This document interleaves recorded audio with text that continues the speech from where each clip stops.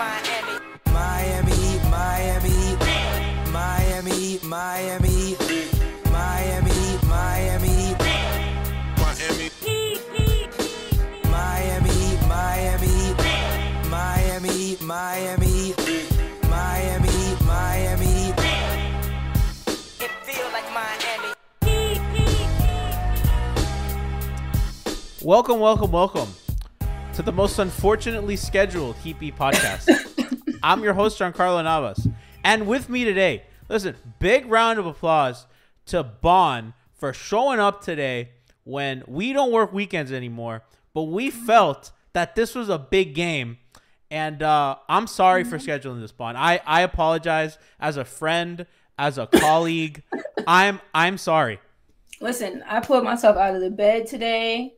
I got twisted at my mother's birthday party last night, and I said, I'm going to show up because I just know Miami's going to show up tonight. And, I'm here. I did my part. You did. So You did more than they did. And, we're all right. They showed up in Washington, and they gave an inspired effort. It made it made me fake believe that, you know what? Bam back in the lineup, Jovic starting next to him, a little bit of spark, a little bit of zest, and they started off. Bond. It looked nice. It did look nice. It looked nice. You got the big to big passes. I know you like that.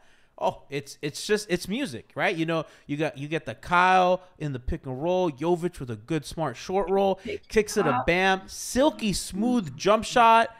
Spacing. Oh my God. Popping is fluid. It works. It looks right. You're like, damn. Feels good. Caleb at the 3, not the 4. You're like, that makes sense, Doing a good job on Garland and on Mitchell. The zone looked good, and then everything just went to hell. And but let's start with the zone because and let's give a little bit of Spo today because I don't think we've given enough to Spo this season. But I felt that Cleveland cracked the zone, and even when Bam was on the floor with like Kyle and Caleb, they just kept at it. And I don't really understand that decision once Cleveland had clearly solved it. From your kind of player's hat point of view, what's going on there?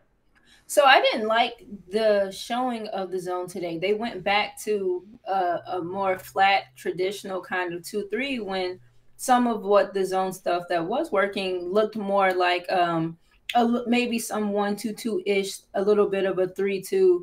Like we were showing more present out top, and they were doing a good job at dropping one of the high wings off on that person kind of at the middle.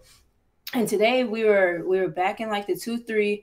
It was the middle was open. It felt wider and it was pushed up a bit. So kind of like those back line, like little dump offs to the guy in the dunker spot and along the baseline that was there. And I had the same thought, like, I understand, I guess, being defensively challenged in some one-on-one stuff, but I would have liked to have seen them at least try to do some man things.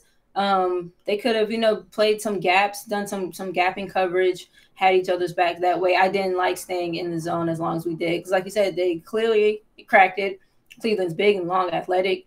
And so, they cracked it. And like I said, the one that we presented today is not my favorite zone look from them. Cleveland, big team. Cleveland, by the way, we mentioned this on the pregame show. Third in defense, top 5 in defense, I should say, and third in defensive rebounding, which is just going to present problems for Miami. Washington, Washington gave them really generous looks in the drop, big, sunk super deep. Obviously, guys like Mobley and Allen are playing so much higher. Allen was a fucking menace today on defense. That guy is so good. He's good. The way he, it's almost, listen, it's blasphemous to compare. Almost like Bam, where, he's on the ball handler, in a drop, and then is able to kind of cover both the ball handler and the roller, contain that action. Even when Miami was scoring, he was forcing Bam into jump shots on the roll or little floaters, and he was just terrific. I think more than anything, Cleveland set the tone defensively. Just really made Miami's life hard. Whereas Kyle in the Washington game was really just getting super downhill, and they were hunkering down, making those other dudes make you beat them. Cleveland didn't sell out. They were like, we got you, single coverage. And it looked impossible for Miami on offense. Yeah. Yeah, I don't think so. I know, we have our Bam biases, whatever, but I don't think it's blasphemous to compare. I know Bam does it really, really well and probably better than most, but there are a few guys, in the league who are able to do that, to, be on ball and recover back down and protect rim, but like also be a presence in the interior. And Jared Allen is definitely one of those guys. Brooklyn should have kept him. The fact that Cleveland got him really in just after the dust settled on the Harden trade, really for not much, is pretty great job by Kobe Altman. But like just today feels like Miami's depth was a strength last year. They go into Phoenix, missing some of their guys, and you have Kyle giving you great performances, Gabe, Max, Caleb, all these guys just, universally kind of stepping up. Yet last season felt like a very next man up. Even Kyle Guy gave him great minutes, when they needed stuff like that. This season has just been the opposite. You have a bunch of guys out. Max can't get it going against Washington tonight. Really, nobody could get it going. And that just general kind of decline from your role players, decline from Kyle. Bam hasn't really gone one way or the other, and you're missing Jimmy and Tyler. So, I guess we shouldn't be surprised because, again, they played an overtime game that all their guys played like freaking 40 minutes, right? So, obviously, you're going to be tired on the road missing your two best scorers. But it just felt like last season they stole games on the road, and this team has none of that in them. No. None of that. Yeah, no, there's no stealing games. There's no sneaking up on people anymore. Like I said, last season was next man up, but like that next man is the man that's up. Like, and there's no next man behind that guy. So yeah, it's tough, right? Like even when we've seen them whole and pretty healthy this season, it still hasn't gelled all the way right. It hasn't come all the way together, not in consistent stretches. And I don't know, man, like we might have to kind of just strap in and prepare for, what's not going to be a pretty season. Wherever they place at the end and whatever they are able to pull together, come playoff time is what that is. But like throughout, the course of this 82, it's going to be rough. I'm not going to sit here and I'm not going to tell people that it's we're not going to sit here and lie to the audience and say what y'all want me to say. No, that's what I'm saying. We're not. You can't watch that and feel. But obviously, they're missing their two best scorers. Yeah, I think that matters. It definitely matters. I think that like anybody overreacting to this one game is a little silly because I think the signs have been there and like really this doesn't change anything about them, and I don't really think it changes at least my opinions on kind of their trajectory of their season. I think it's pretty clear that they need some sort of stabilizer at the 4. I think that's pretty clear. I do think that they're just collective shooters need to shoot better. We talked pregame. No more excuses for Duncan. He's getting consistent minutes again. He has a role, right? It's not like last season where we kind of been like, oh, well, he's in and out of the lineup. He plays with a lot of different units. That's gone. He comes off the bench with the same dudes and he knows what he got to do. He's just having just a terrible shooting year. Max is very streaky, as he was so consistent last year. Gabe obviously slumping. Kyle, while he's shooting better than he did to start the year last year because he was in the fucking 20s, it's just not good enough. Today it was like 0 for a million. You can't have that as one of your highest paid players. He did give him 50 minutes last night. No, yeah, I know. So like I kind of get I just feel like I got to be like, what it is, Bond? Have you ever like worked for your parents? Like at a job? No. So I worked for my dad for many years. And my dad, so for example, like my dad didn't give me a raise in like 5 years. And I was the only employee. And he said, I was like, Dad, that's not fair. And he goes, well, if I give you a raise, that's unethical. And people are going to think it's favoritism. And I was like, well, you got to do it. So that's what I do with Kyle, that even when he probably deserves a pass, I feel like I got to be extra hard on him. Oh no, and I'm not saying stop that. That is No, I'm just giving. I'm giving context. He's shooting. I was just giving context that, like, of course, yeah, I'm not, Yeah. or I would have been more surprised had he had a good shooting night, considering he gave them 87 minutes And last played night. really well. He's shooting 36% from 3 on the year. That's decent. It's not great, but it's like that's not like killing you, but like just in general. And I think Tyler being out, who was shooting the ball really well, hurts Jimmy. Funny that we're talking about them missing Jimmy's spacing. And he's missed Jimmy's everything. They miss Jimmy's everything Defensively. And you know when and I we like to John and make fun of Jimmy's like kind of like bad performances, but like he's missing time after that. He's clearly playing hurt. It kind of makes sense now. How bad he looked, how very divorced from the Raptor game he looked, and then now he's been out a couple games because he was clearly playing hurt. He tried to get it to go. Really had nothing. The missed layup. What's his injury? I missed that. It's some sort of lower body thing. I don't remember. I think it might be a knee soreness. I don't remember. But regardless. Yeah. So yeah, all that we've talked about.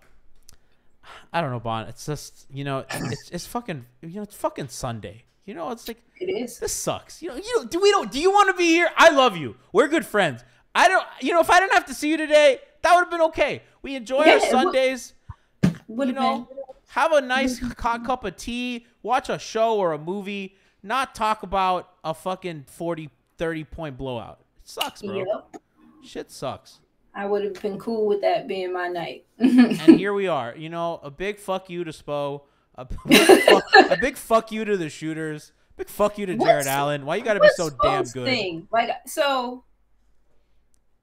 How'd you feel about the Jovic Bam lineup? Sorry to cut you off, but I think that's like boom. Okay. How'd you feel about that? Great way into it.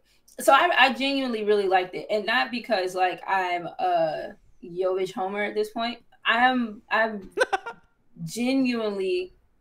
I think that there's stuff that they can do out of it. I was watching some of the Wizards game, and I tweeted it a little bit, and they had like Jovic and Hamish doing stuff, and Jovic creates so much space, and I tweeted like, imagine if that's Bam right there where Haywood is.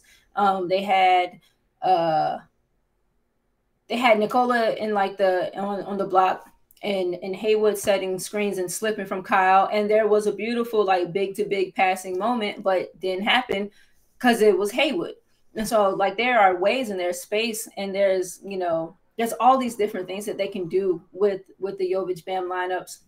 And so I genuinely hope that we see it more. I don't think there's any reason to like not let the kids start at this point. I understand, how stubborn Spo is, and he does still have stuff that he needs to work on, of course, but like he offers you an entirely different dimension. He's a great passer, high IQ, been a ball handler, playmaker his whole life. Like he has the know-how. He just has to, once he gets his Tiff called his grown man body, he'll be fine.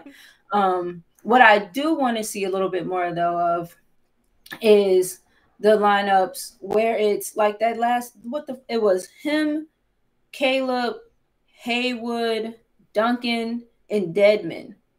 And it's going to look unconventional. It's going to look weird, but let him do some of the handling there. I don't need to see Caleb like trying to initiate the offense on consistent regular basis. He does a lot. He gets too happy. He like stumbled over his feet like 3 straight possessions, and like that's not something you should be trying to ask him to do. That's not natural for him.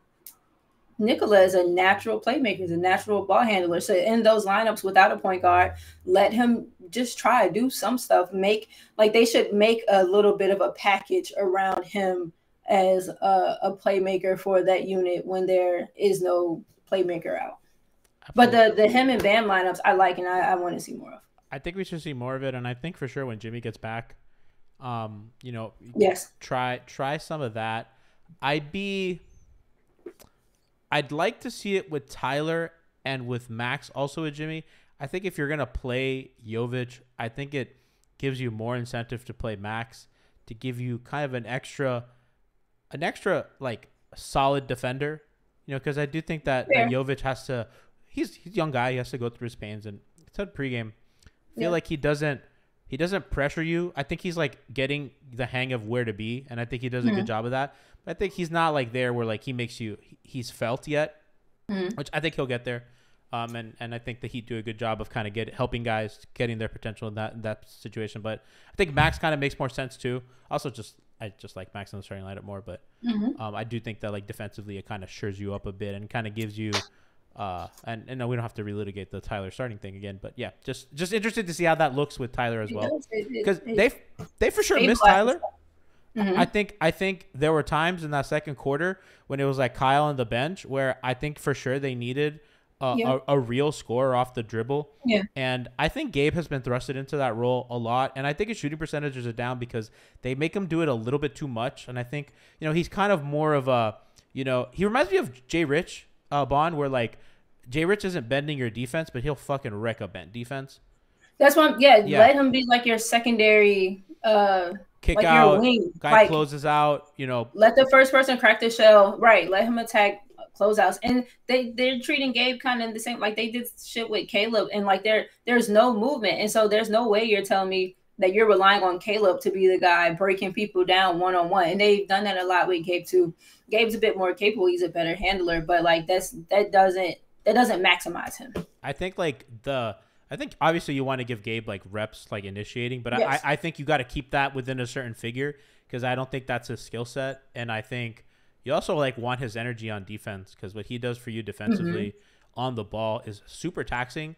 And I think you can't ask him for on top of that, like, hey Gabe, we need your pick and roll reps. Like that's a Tyler. That's what fucking Tyler's here for. You know what I mean? Like, you get your ass at the pick and roll and you make those decisions. Like Gabe spot up and then attack closeouts or secondary stuff. So obviously the Gabe missing time is really, really hurts him as well. Bon, I kind of close out Highsmith. I just don't see it. I'm sorry, bro. I went from he's the worst NBA player I've ever seen to like the end of the Wizards game, and I'm like, maybe I was hard on him. And I watched it and I was like, no, I was right. This guy's not. I don't like saying guys stink, but no, he's not. He's not NBA ready. He's not, and it's an okay thing to say. I just, bro, there were points where like he was like doing pick and roll as a roll man, and I'm like, I just don't ever want to see him make a decision in the role again. Ever. No one trusted him in the role. Like they made him pop. It's just like go out of the way. Yes. No. You pick and then you pop. Stay out of here. Thanks. It's frustrating and like Minnesota tomorrow. Which is like another, you know what I mean? Like, and we make fun of them, and like we can make fun of Karl-Anthony Towns, and we can make fun of Gobert and all that stuff. But bro, that's fucking, they're tired. You gotta go against those big guys. Like, goddamn, they're massive. And Anthony Edwards is an athletic demon, and D'Angelo Russell is like still worthy of being talked about. Nas Reed is shooting the shit out the ball. Like, is Vanderbilt still there? I think so. Fuck, that guy's annoying. That guy's hell. That guy's hell on wheels. I would never want to play against that guy. He looks, I'm not much of a basketball player, but when I would play pickleball, because I'm a big dude, they always made me cover like a big strong guy. Do you know how fucking exhausting it is to fucking fight a dude? I just don't want to do it. I'm like, I'm not even having fun anymore. Yeah, I was never like the biggest person on the floor, but I was always guarding the biggest person on the floor. I'm strong, good leverage, and I'm smart, but like that shit is tiring. They make you Kyle. They make Kyle guard the bigger guys because, for him because he's slow. For you, I'm sure it was other. You were good at it, but it's tiring. Me and Bam are the same person. Huh? I love him. That's why I get so frustrated with him. With Bam? Yes. You were an overpasser. Probably. Probably. We need more. What did he have tonight? I don't even know. I mean, his 9. He had. He started out well. 21's fine. I mean, again, the thing with Bam though is like you needed the 30 from him tonight. You know what I mean? And he didn't. He didn't get you that. You got the 17 from Caleb. If he gives you 30, like that still doesn't close the gap. Bro, Jovic was a team best -7. Team best -7 is nuts. That's a joke. Orlando Robinson was +4 and Kane was +1, but they played like less than 10 minutes. They played garbage time, but yeah, man. It's and poor Caleb. The gauntlet of Bradley Beal, Darius Garland, and tomorrow. Anthony Edwards. Anthony Edwards. Have fun, Caleb Martin. Get these boys some help. Get these people some. I need everyone off of the injury list. Like, can we get some bodies back? Can body parts just function for a little bit? You know, this season has just been a fucking bloodbath. You know what I mean? Like, everybody's hurt all the time. I mean, even Cleveland, you know, they had a bunch of guys on the injury list. They had Kevin Love, Ricky Rubio, and Dean Wade, and some guy named Dylan I've never heard of. Like, Dean Wade has been really, really good for them this year. I like Dean. Yeah, Dean's been fantastic for them. And, Rubio hasn't really played all season. And Kevin, got hurt the other day, but he's been, pretty consistent for them. Somebody said Vanderbilt's on the Jazz. Well, that explains. Okay. Yeah. Well, that kind of explains their pluckiness. The Jazz, I love the Jazz. The Jazz are good. I knew they'd be good. We had a Hoopsters in space, and they wanted to clown them. I was like, y'all are. I don't know why y'all are super sleep on Jazz, but they're good and they're going to be good. They're kind of like they scream regular season good though. Maybe, but that's better than what people thought. Oh, absolutely. I mean, they're just good team. Lauri Markkanen is a legitimate hooper. Yeah, Lauri's playing really well. They're all playing well. I mean, good. Yeah. Mike Conley's hurt, right? I think Mike Conley just had an injury. Is he back? I'm talking today about his injury, so hopefully he comes back soon. Sacramento playing really well. Just a lot of teams. Sacramento beat us, and they're on like a 6-game win streak. Look at what the fuck we did. Look at that, bro. Harry B. Stock back up. All right. Close the show. Guys, we'll see you tomorrow for Hangover Time. Hangover Time is tomorrow, as well as pre-gaming. Frankie and Kenny, we got a pod for you on Tuesday, and we'll close you out before Thanksgiving. I believe they play the Wizards again. Too much Wizards talk. Prayers to everybody in Colorado Springs. A horrible, horrible incident, and not even an incident, just a terrorist attack on marginalized people that I don't know at what point, I don't know how much more of this we can take on Transvisibility Day of all days. So, hug your friends, tell them you love them, and, we'll be here for you guys tomorrow. There's no way to transition from that, but I think Bon and I wanted to acknowledge what had happened. Absolutely. And send love to all of you guys, and hug a loved one, and do the right thing in the world. You know what I mean, guys? Justice for Shinquella as well.